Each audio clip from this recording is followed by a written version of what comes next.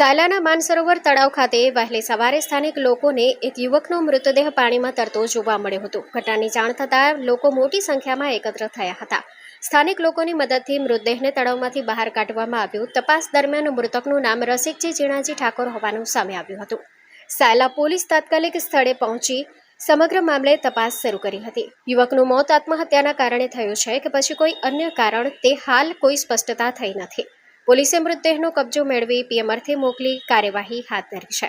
Story report by Jaysinh Sarola, Sayla. Arya Kanya Gurukul करीब 90 एकड़ में फैले इस विशाल परिसर में कक्षा 5 से लेकर 12 तक निवासी शिक्षा के अवसर उपलब्ध है. इसके अलावा स्थानीय कन्याओं के लिए केजी से लेकर 12वीं कक्षा तक गुजराती तथा अंग्रेजी माध्यम स्कूल भी कार्यरत है. हर प्रकार के खेलों में भी यहाँ की बालिकाएं निपुण हो इसका ध्यान रखा जाता है. यहाँ कन्याओं को वेदों के प्राचीन मंत्रों के संस्कारों के साथ विज्ञान और टेक्नोलॉजी से जुड़ी आधुनिक शिक्षा दी जाती है.